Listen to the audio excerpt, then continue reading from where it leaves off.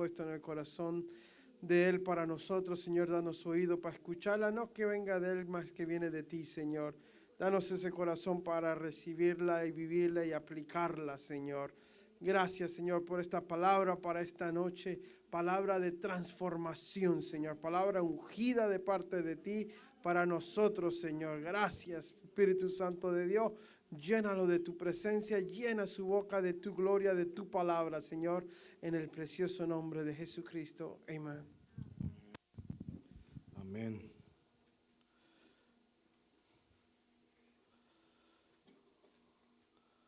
Muy buenas noches, hermanos. Doy gracias a Dios por una vez más tener el privilegio de compartir una enseñanza. Y este fue el tema que el Señor me ponía: ni sacrificio ni holocausto. Dos palabras que aparecen mucho en la Biblia, ¿verdad? Las conocemos muy bien y obviamente cuando leemos la palabra de Dios encontramos en muchas historias. Estas dos palabras salen, como diríamos allá en Puerto Rico, a cada rato. Cuando hablamos de holocausto, nos referimos a aquello que era completamente quemado, ¿sí? Cuando se hacían estos sacrificios en modo de ofrenda, obviamente la mayoría eran en modo de ofrenda, se podría sacrificar animales como, por ejemplo, la paloma, ¿sí? Y el humo que subía al cielo era la parte esencial de ese, o la parte final de ese holocausto. También es interesante porque era un acto donde se tenían que seguir una serie de instrucciones ya previstas. No era algo que se podía hacer así por hacer y ya. No. Y no solo eso, sino que el código sacerdotal contenía instrucciones precisas sobre qué animales podían ser sacrificados. Tampoco era cualquier animal, ¿sí? También en estos holocaustos era una práctica habitual cuando se hacían ofrendas con animales. El humo se consideraba la parte esencial y era un acto que estaba socialmente muy bien visto antiguamente.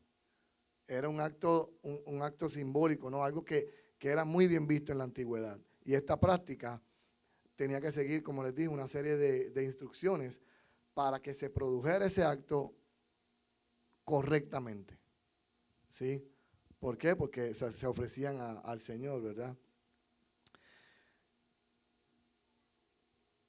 También cuando yo estaba meditando en esta enseñanza, me tomé la tarea de buscar varios versículos, ¿verdad? O varios pasajes donde pudiéramos encontrar la palabra, y se los quiero compartir. Por ejemplo, el primero de ellos se encuentra en Génesis 8:20.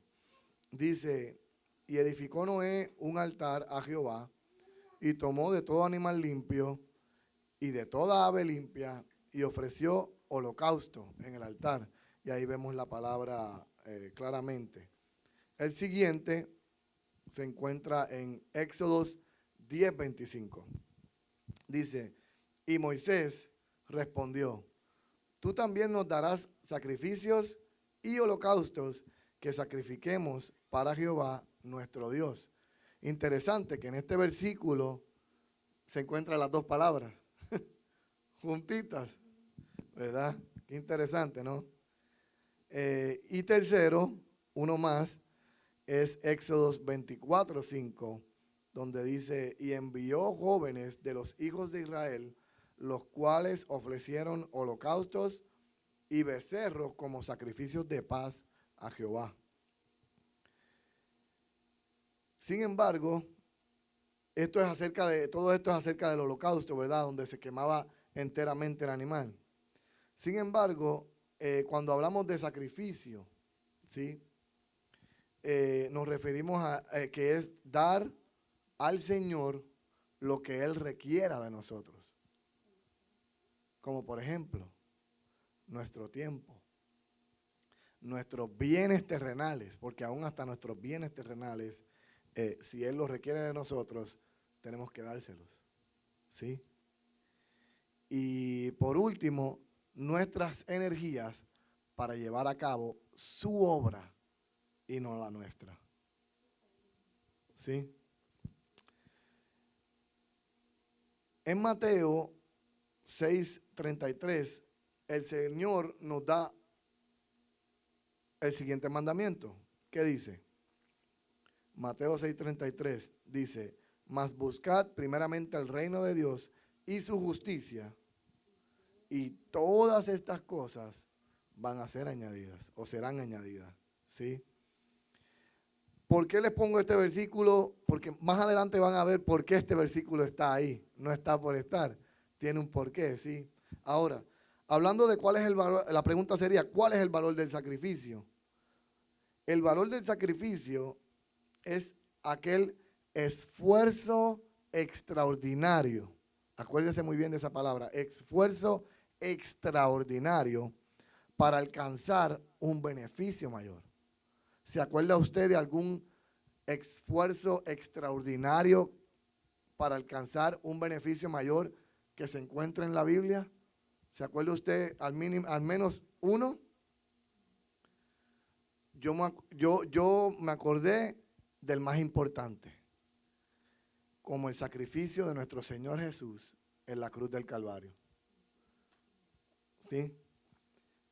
Y de la misma manera nosotros tenemos que hacer un esfuerzo extraordinario para alcanzar el mayor beneficio, venciendo en nosotros 3 cosas.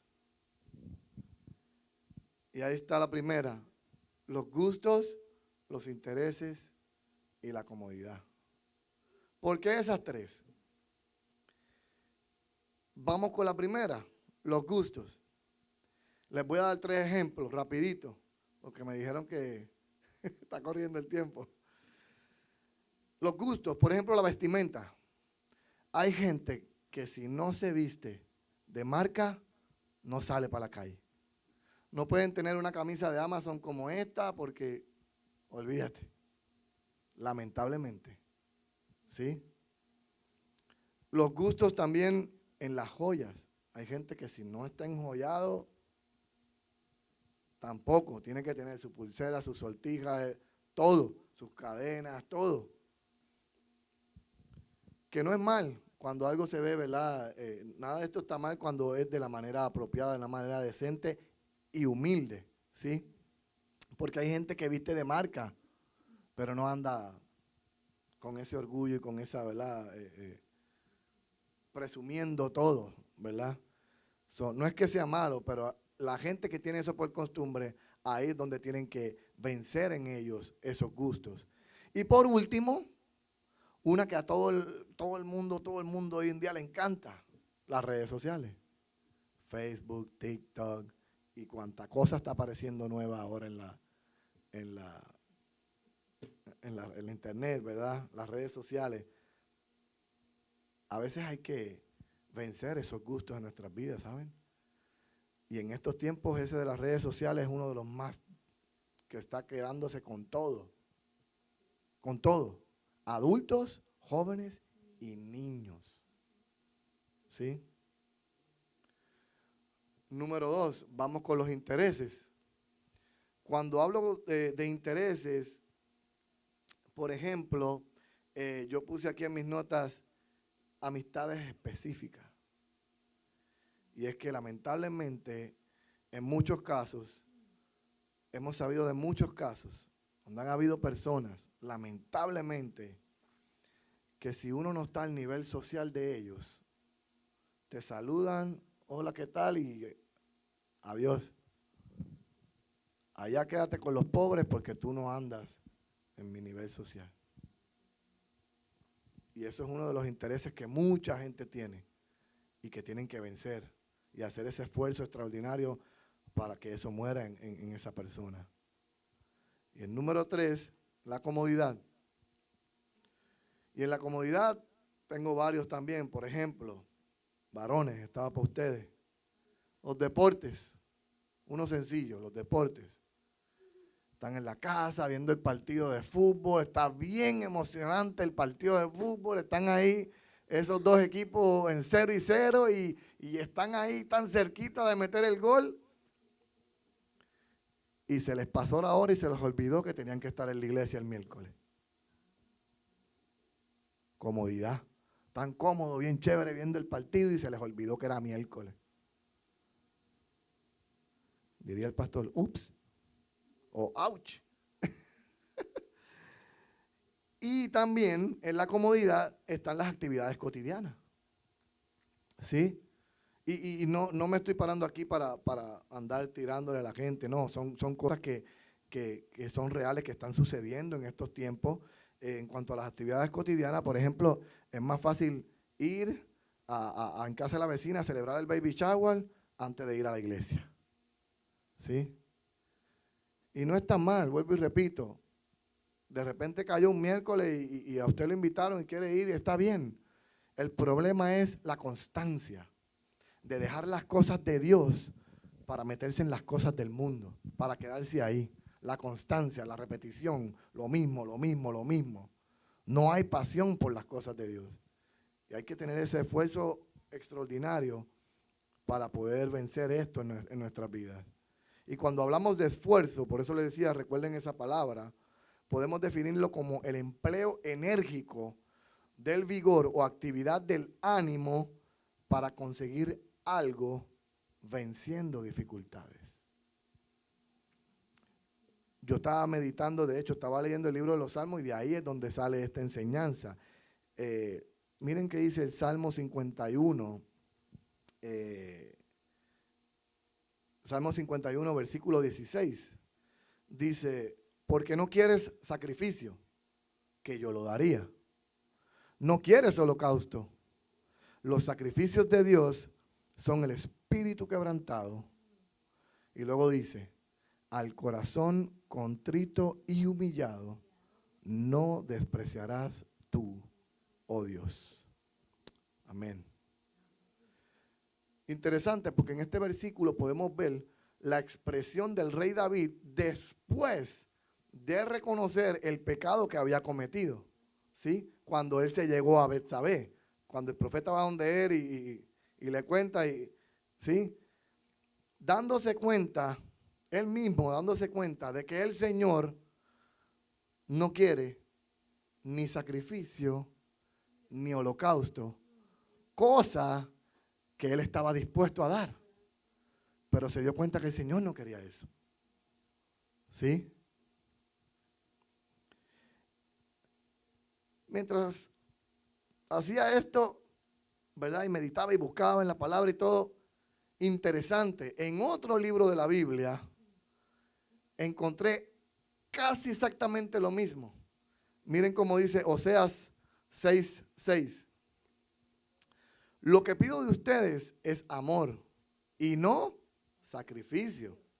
Conocimiento de Dios y no holocausto. Vuelve y se repite. No quiero sacrificio, no quiero holocausto. Quiero esto. ¿Sí? Sin embargo, según David, él dice que lo que Dios desea, como vimos en el versículo anterior, es un espíritu quebrantado. Y un espíritu quebrantado es un corazón que está arrepentido, dolido, abatido por haber cometido una falta o un pecado delante de Dios. ¿Sí? Eso es un espíritu quebrantado. La siguiente pregunta, ¿qué significa un corazón contrito y humillado? Porque también el versículo termina, ¿verdad? Diciendo esto de qué significa un corazón contrito y humillado. La palabra contrito, según el diccionario de la Real Academia de la Lengua Española, significa que siente contrición, siente tristeza o melancolía, ¿sí? En otras palabras, es alguien que siente en su corazón arrepentimiento por actuar de una forma en la cual se muestra en contra o desacuerdo con la voluntad de Dios. Y al mismo tiempo tiene el propósito de no volver a proceder de la misma forma delante de Dios. ¿Sí lo entendió? Arrepentimiento. No volver a hacerlo más. La palabra contrito, ¿sí?, viene del hebreo daka, cuyo significado es derrumbado o quebrantado, ¿sí? Y es la raíz prima de la palabra dak, lo cual significa arrepentimiento. Interesante. Daka, dak. Daka se escribe D-A-K-A. Dak, D-A-K. Son primas, ¿sí? Una significa, daka, que es contrito, significa derrumbado o quebrantado. Raíz prima de la palabra dak, que significa arrepentimiento, ¿sí? Además de la palabra humillado, porque era contrito y humillado, ¿se acuerdan? Esta palabra humillado viene del hebreo shabar, que significa fracturado, perniquebrado, roto, y denota un reconocimiento total de la incapacidad para hacer algo por sí mismo.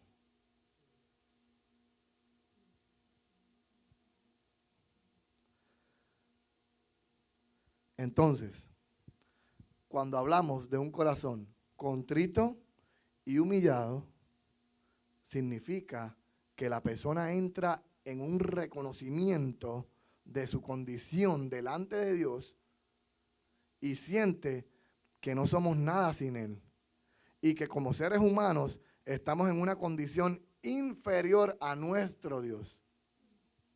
Por lo tanto,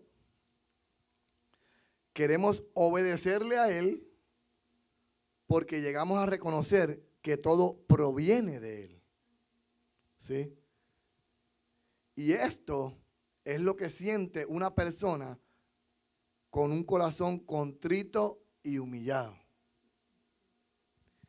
Y así era también como se sentía el rey David en ese momento cuando el profeta vino a él y se dio cuenta de su pecado. Era así como se sentía David. Y él obviamente hizo este esfuerzo extraordinario, ¿verdad? Cuando se dio cuenta de este error que había cometido, ¿verdad?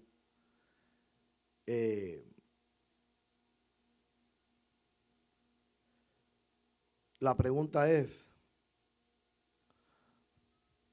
¿cómo se encuentra usted en este momento?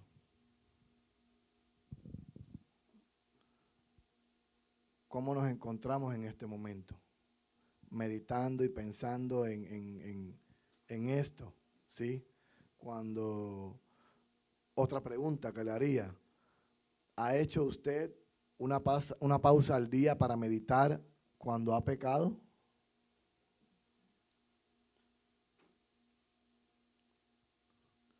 Porque definitivamente estamos en unos tiempos donde en cualquier cosa, sin darnos cuenta, hasta caemos en el pecado. Y muchas veces dándonos cuenta, ¿sí? Lamentablemente, ¿verdad? Ha pasado, estamos en una carne que es una carne pecaminosa, ¿no? Otra pregunta, perdón, sería, ¿ha venido delante del Señor con un corazón contrito y humillado?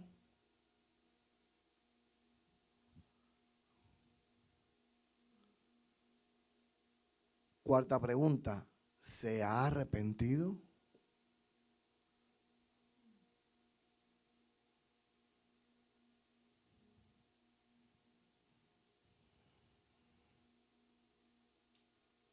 Porque déjenme decirles que han habido muchos casos donde la gente, donde las personas, ¿verdad?, están pendientes a los demás y vienen y se arrepienten, según ellos, y al otro día siguen con lo mismo.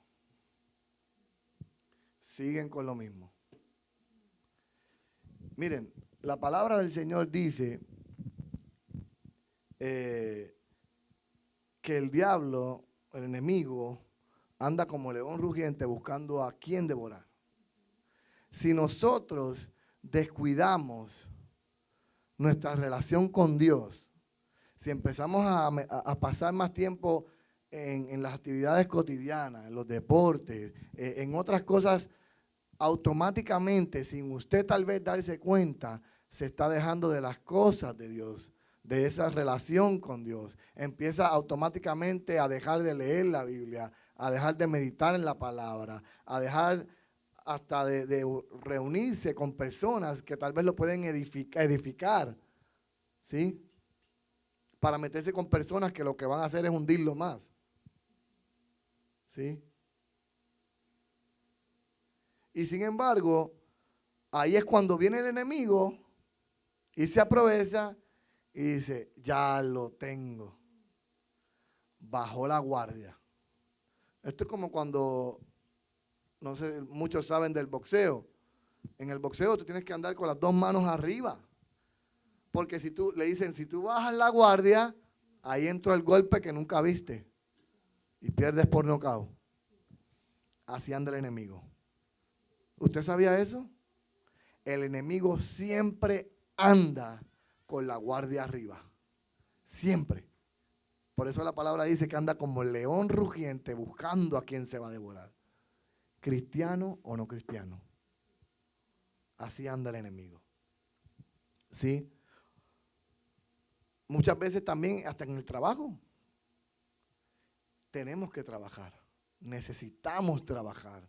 Necesitamos salir hacia adelante y Dios lo sabe. Pero a veces hasta ponemos el trabajo primero que a Dios. No, yo con el domingo tengo. Y si no me toca trabajar. Y van a haber casos que hay que hacerlo, ¿sí? Van a haber casos que la circunstancia, ¿verdad? Requiere que lo hagamos. Pero que hay en su corazón. Miren, yo les voy a contar algo. El pastor Omar es testigo, mi esposa. Desde que yo comencé aquí a vivir en Houston y iba a la iglesia anterior donde estábamos, cuando yo empecé a servir, gracias a Dios y para la gloria y honra del Señor, nunca dejé de servir en la iglesia, siempre estuve sirviendo. Pero hubo un tiempo, una temporada, puedo decirle, donde tuve que hacer un cambio de trabajo por la situación. Y cuando me moví a esta compañía, tenía que trabajar los 7 días de la semana. Los 7 días. Por 5 meses corridos, la gente dejó de verme en la iglesia. Yo dejé de servir al Señor. Ni siquiera veía las prédicas en línea, porque estaba trabajando. Yo llegaba a mi casa, iglesia, yo me bañaba, a veces comía algo y me acostaba a dormir. A veces del cansancio a dormir. Pero algo sí yo les digo, que desde la primera semana que eso comenzó a suceder, yo empecé a orarle al Señor sin parar, todos los días. Era lo único que me daba tiempo para orarle al Señor. Y vete para el trabajo y llega al trabajo, báñate, a dormir, come, lo que sea, y otra vez. Pero yo oraba al Señor. Y muchas veces yo le lloré al Señor, pero yo fui sincero con el Señor. Señor, tú conoces mi corazón. Tú sabes que a mí me gusta servirte. Yo necesito un trabajo donde yo pueda estar de lunes a viernes, de día y con un buen sueldo. 5 meses. 5 meses. Y para la gloria y honra de Dios, el Señor me abre la puerta en un trabajo donde me estaban pagando casi el doble de lo que yo ganaba. Díganme ustedes si Dios no es poderoso. Pero ¿qué hay en su corazón? ¿Están afanados en el trabajo? Porque tienen ¿qué hay en su corazón? Otra, como decía, están afanados en sus cosas de la vida y de repente por debilitar más bien su relación con Dios, el enemigo, eres presa fácil para el enemigo, ¿sí? Han habido casos donde personas han caído una sola vez. Han caído. ¿Y qué hacen los demás? Pendiente a la vida del otro. Pendiente a la vida del otro. Y vienen delante de Dios, se arrepienten, entre comillas, y al otro día otra vez hablando del otro. Otra vez hablando del otro. Y yo pregunto, aquel bajó la guardia y tal vez cayó en el pecado, aquella persona, ¿sí? Y cayó en el pecado. Pero esta persona se arrepintió, se dio cuenta de su error, ¿sí? Reconoce ese error. ¿No pasó en David? Él reconoció su error. Él se dio cuenta de que Dios no quería ni sacrificio ni holocausto, ¿sí? Esta persona cae en su error, se arrepiente. Sin embargo, los que están pendientes a la vida de los demás reconocen su error, vienen y se arrepienten y al otro día siguen con lo mismo. Entonces, ¿quién está peor? Si los dos pecaron. El que lo hizo una vez y se arrepintió, o el que anda todavía con el chisme encima. Es duro, pero es la realidad. Es la realidad. Estamos enfocando nuestra mente y nuestras cosas y nuestra mirada en los demás que en el mismo Dios. Si usted se pone a trabajar para las cosas de Dios, yo le garantizo, iglesia, que no le va a dar tiempo para estar pendiente a los demás. Y más aquí, que hay mucho que hacer. ¿Sí? Mucho que hacer. Como les decía, ¿se han arrepentido de verdad? Así como David. Recuerden una cosa, iglesia, que cuando venimos delante del Señor con un corazón contrito y humillado, que es un corazón arrepentido, ya hemos decidido en nuestro interior nunca más volverlo a hacerlo. Por eso se dice un corazón contrito y humillado, un corazón realmente arrepentido. Y venimos delante del Señor de esa manera porque nunca más vamos a volver a hacerlo, ¿sí?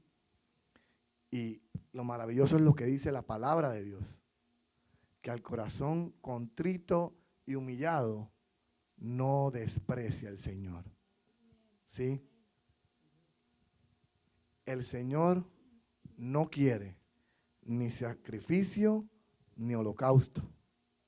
El Señor quiere un corazón arrepentido delante de Él. Amén. Se ponen de pie conmigo, iglesia, por favor. Vamos a darle gracias al Señor por su palabra. Padre bendito, te damos gracias, Señor. Damos gracias por tu palabra, Señor. Señor,